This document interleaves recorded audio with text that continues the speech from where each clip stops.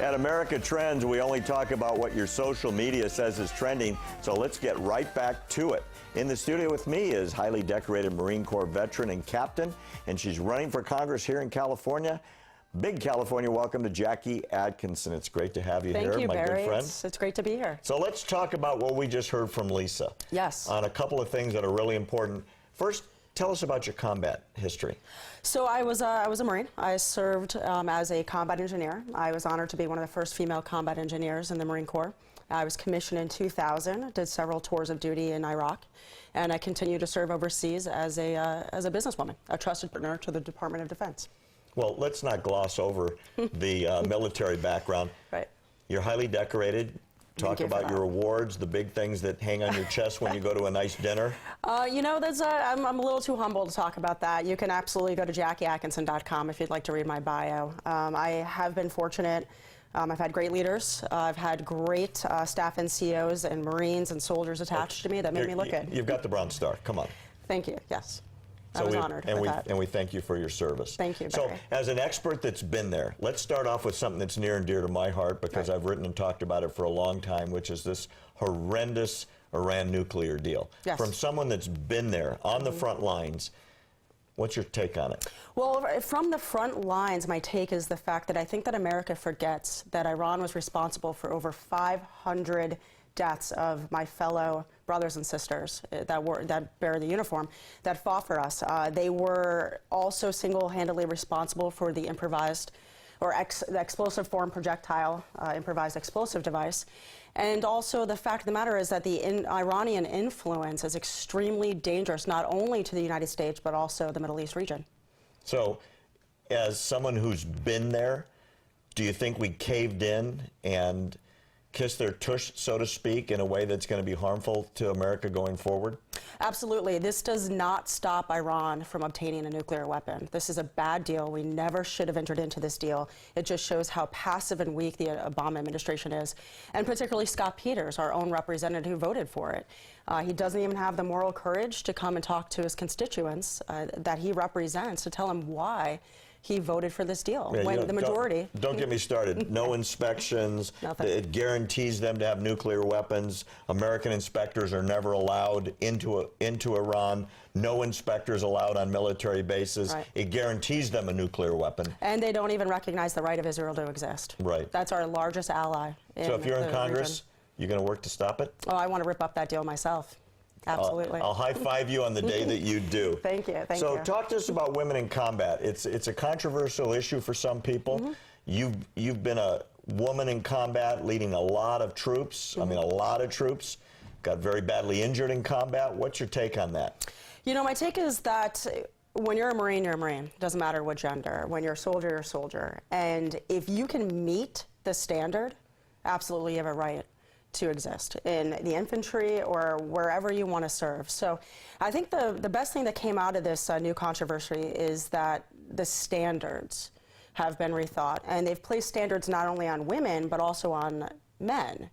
So you have to meet that standard, and by no means should the standards ever be lowered in order to meet, you know, infantry or artillery or to serve in combat, or even, you know, Navy SEALs, Special Forces, and I applaud all the women who had volunteered to do so. You know, I did this show some time ago with Iron Ed, a prominent Navy SEAL trainer and someone that went through a lot of deployments. A hero to our nation. Absolutely, and Ed's position is if women can do the same things in combat that men can do, then he's all for it.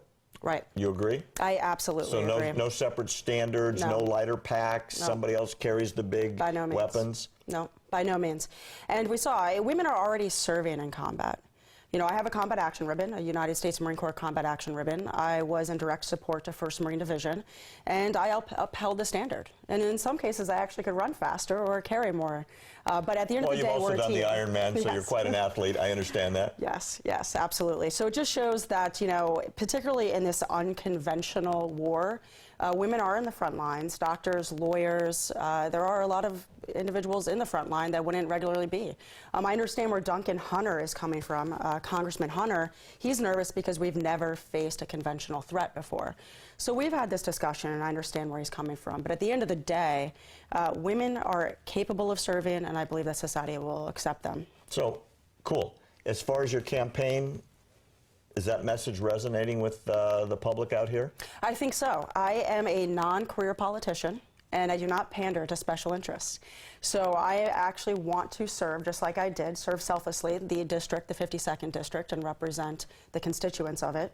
I am strong on foreign policy. I believe in a strong principled foreign policy that keeps us on the offense against Islamic extremism. And I can say Islamic extremism. I want to secure the border, not open our borders. I'm sorry, did you say Islamic extremism? That's right. I thought so. Yeah. Go ahead. Yeah, absolutely, absolutely. And I also want to secure the border. And lastly, I think I can really impact better veterans care. There's over 50,000 veterans in this district, and right now they're not receiving the care that they deserve. Now, your personal history, I mean, you've been through the VA. You came back severely injured from your last combat tour. How bad was it coming through the VA system that didn't seem to take very good care of you? You know, I actually was injured on my first combat tour. It was during the invasion of Iraq, and I was medevaced to a tactical hospital in Europe. And the care was, it left much to be desired. Let's just put it that way. So what would you change? If you're in Congress and you're going to work for veterans, on behalf of veterans, as a veteran, what would you do differently? First, we have to hold the leaders accountable. For the poor care themselves. We should put numerous executives and also VA workers on a probationary status. Second, we have to ensure that we decrease the amount of wait times. No veteran should wait more than 2 or 3 days in order to gain an appointment. If they're on a waiting list, they should be able to seek care from any hospital or any doctor, and the VA should have to pay for that. And third, we really have to show respect to our veterans, and I think that that's missing. We have 22 veterans a day killing themselves right now, and that's disgusting. And San Diego actually has the highest number of post-9/11 veterans in the entire nation. So I would love to see more representatives stick up for the veterans. I'd love to see more representatives hold the VA accountable, and that's something I'll absolutely do. Well, the big difference is the vast majority of Congress has never put on a uniform, let alone served. Right. So it's not a personal issue to them.